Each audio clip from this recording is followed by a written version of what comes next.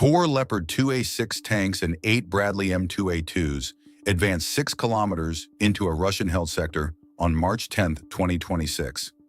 And the reason the advance holds at the end of the day is not firepower.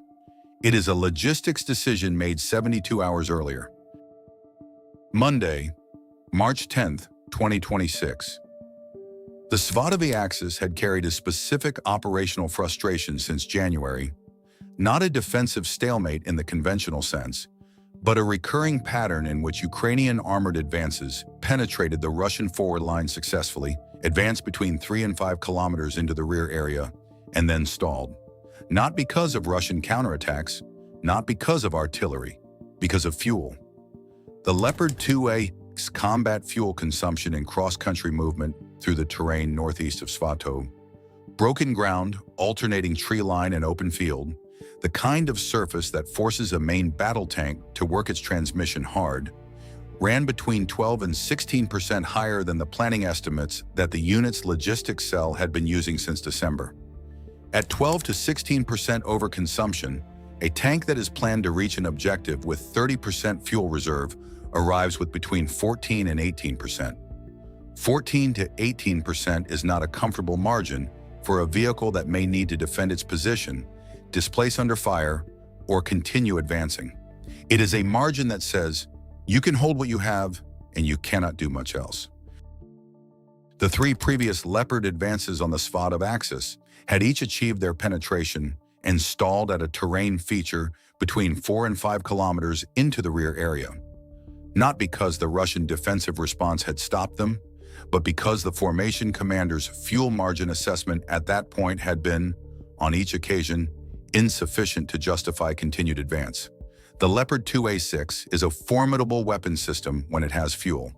It is a 63-ton obstacle when it does not. The logistics decision made 72 hours before March 10th was not a new weapon system and not a new tactic. It was a route survey.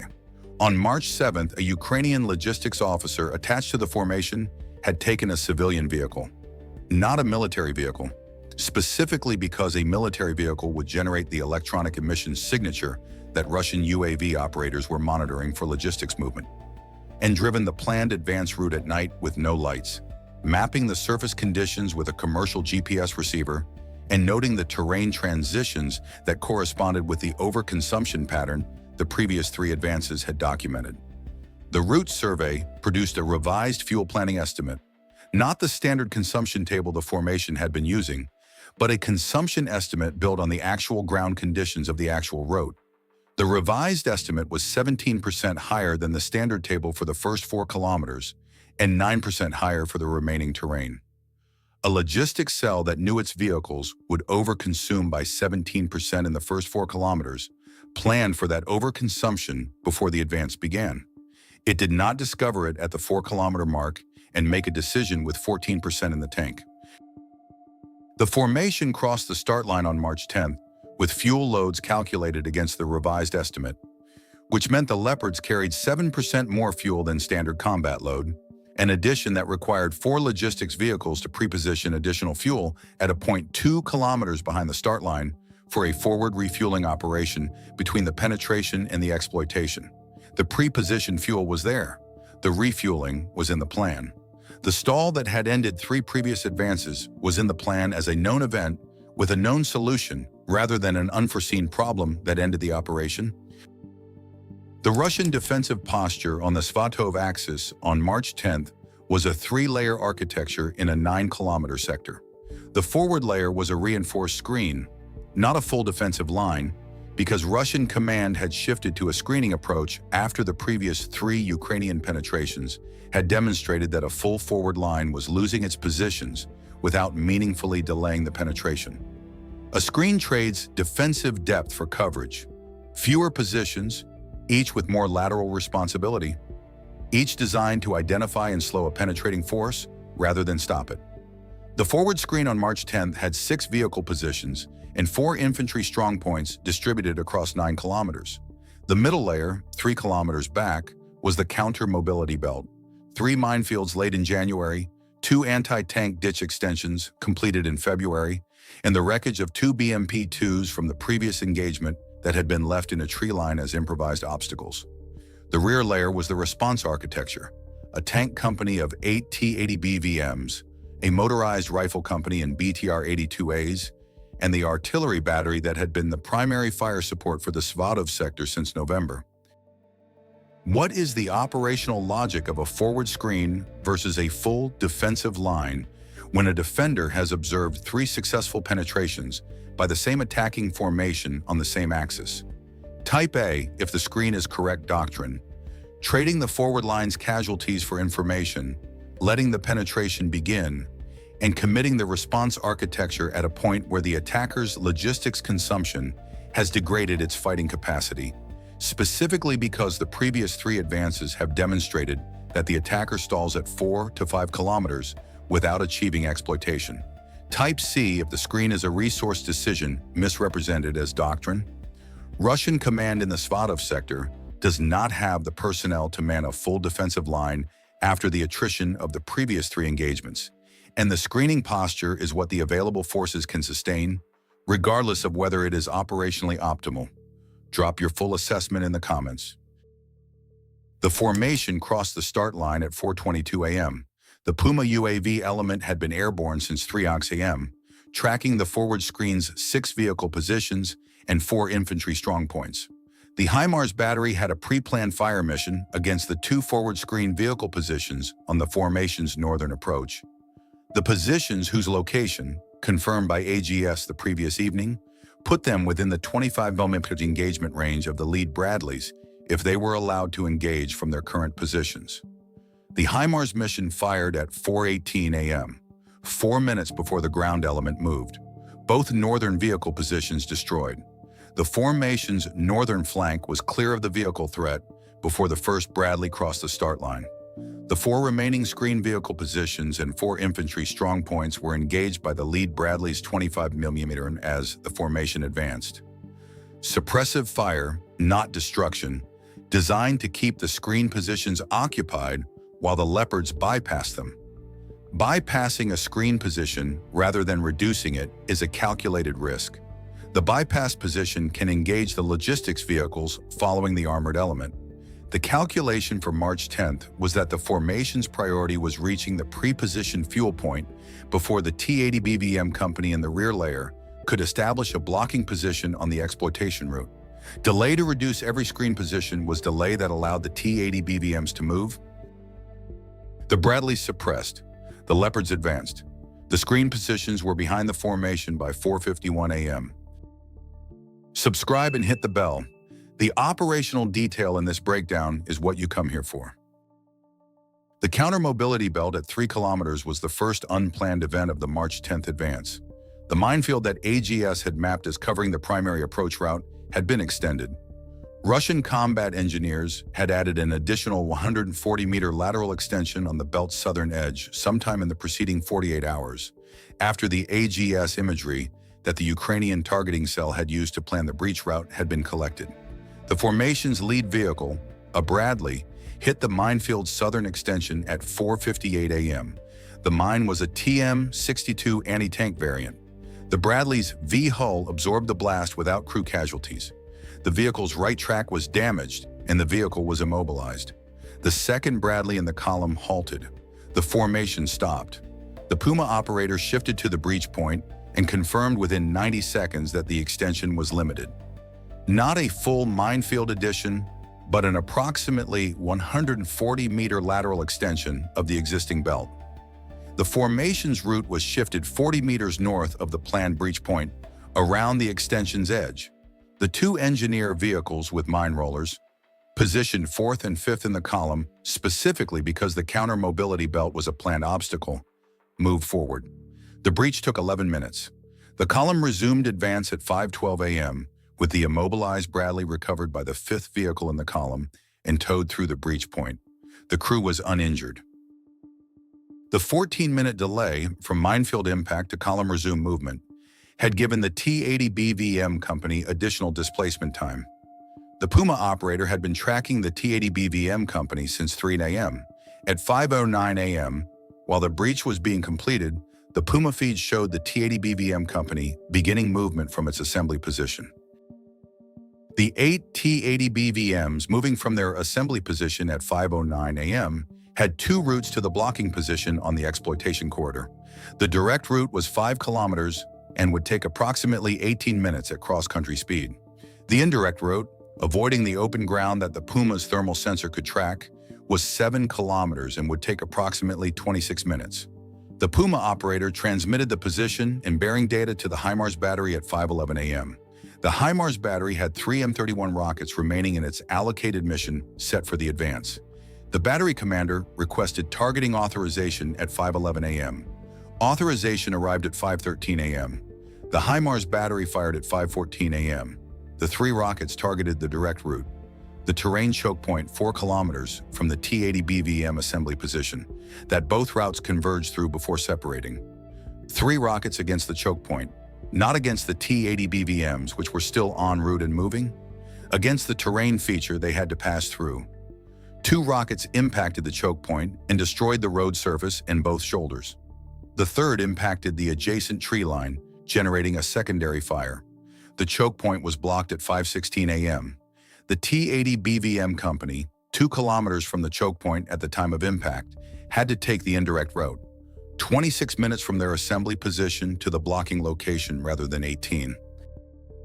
The Ukrainian formation resumed advance at 5:12 a.m. The T-80 BVMs were redirected to the indirect route at 5:16 a.m. The formation had a 10-minute window before the T-80 BVMs could establish a blocking position on the exploitation corridor. The forward refueling operation began at 5:19 a.m. at the pre-positioned fuel point 2 kilometers behind the breach point, while the lead Leopards continued advancing toward the 6-kilometer objective. 2 Leopards remained at the fuel point for refueling, while the other 2 advanced with the full Bradley element. The logistics vehicles that had pre-positioned the fuel, the 4 vehicles whose route survey had been planned 3 days earlier, were waiting at the point. Refueling a Leopard 2A6 from the fuel point's pre-positioned stores takes approximately 12 minutes per vehicle at operational pumping rate. The first 2 Leopards completed refueling at 5:31 a.m. and rejoined the advance. The second 2 refueled from 5:31 to 5:43 a.m.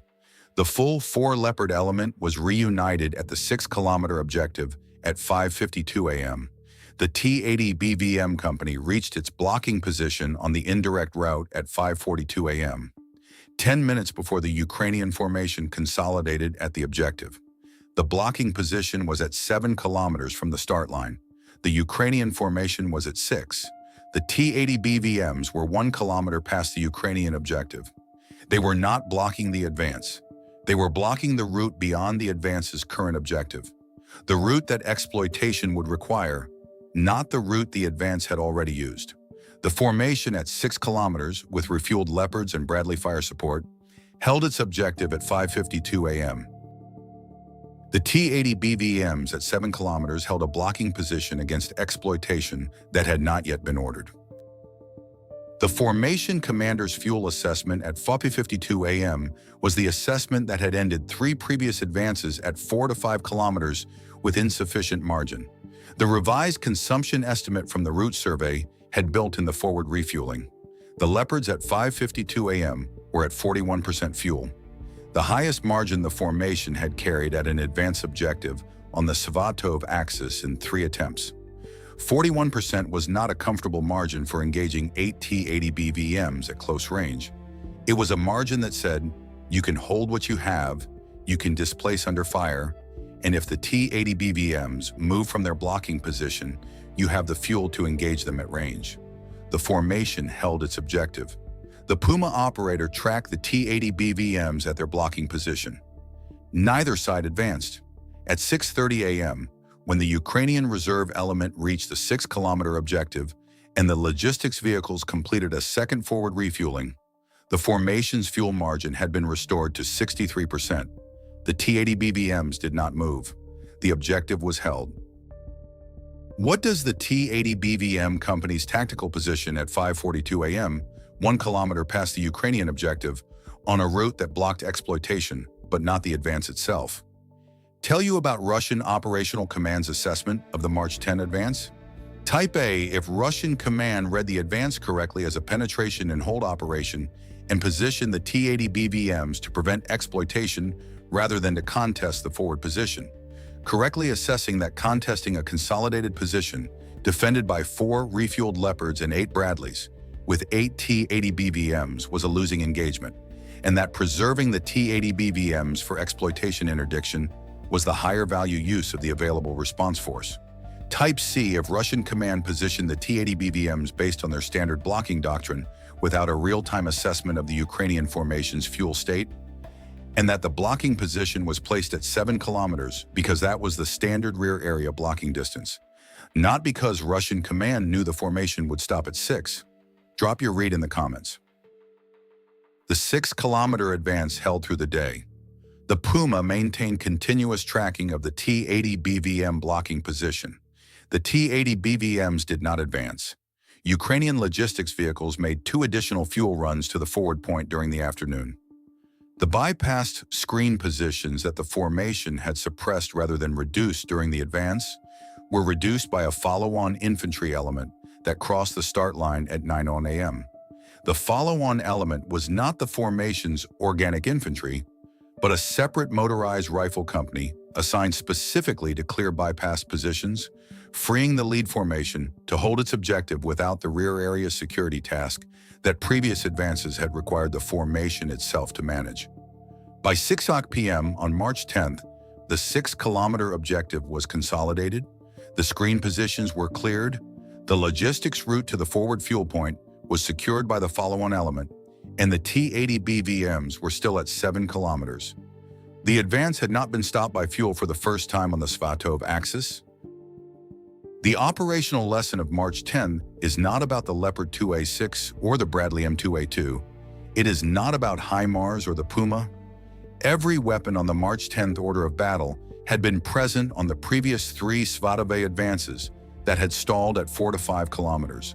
The lesson is about the route survey that a logistics officer conducted on March 7th in a civilian vehicle with no lights, the 17% overconsumption correction that survey produced, the forward fuel point that correction made necessary, the reserve element reaching the objective at 6:30 a.m. with the logistics vehicles behind it because the fuel point had been in the plan.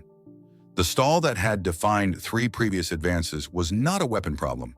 It was a planning data problem, a consumption estimate that did not match the terrain. The route survey matched the estimate to the terrain. Everything that followed, the refueling, the margin, the objective held, followed from one officer driving a civilian vehicle through the dark on the night of March 7th and writing down what the ground actually looked like. The weapons cleared the route. The route survey held the objective. 3 questions from March 10 that the next advanced planning cycle will have to address before the T-80 BVM blocking position at 7 kilometers can be resolved. First, the T-80 BVM company is intact at 7 kilometers, positioned on the exploitation route, with no engagement having tested its capability. The Ukrainian formation at 6 kilometers has consolidated and refueled. The question is not whether the Ukrainian formation can advance. The fuel margin and the reserve element's presence make that a different calculation than the previous 3 stalls. The question is whether the T-80 BVM company has been reinforced or resupplied during the 12 hours since it established its blocking position, and whether the Puma's overnight tracking has confirmed its current vehicle count in readiness state. An engaged T-80 BVM company with full ammunition is a different opponent than a T-80 BVM company that has been holding a static blocking position for 12 hours with whatever fuel and ammunition it arrived with. What does the Puma's overnight tracking show, and what does it change about the exploitation decision? Second, the minefield extension that immobilized the lead Bradley had been added in the 48 hours between the last AGS imagery collection and the March 10 advance. It was not in the planning data.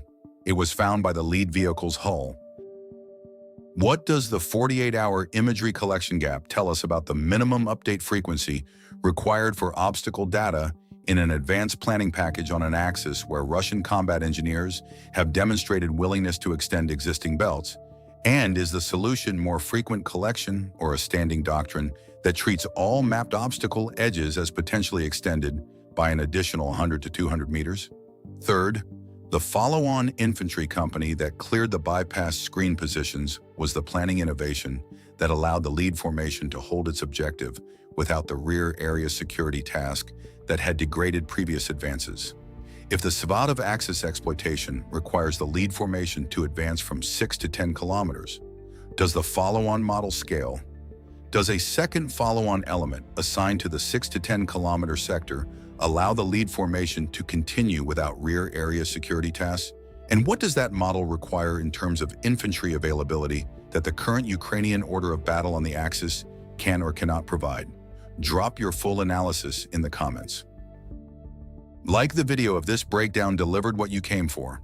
Subscribe, hit the bell, and leave your read on whether the 6-kilometer objective is the consolidation point before exploitation or the high watermark of what the Svatov axis advance can achieve at current force ratios. The next breakdown is already in production.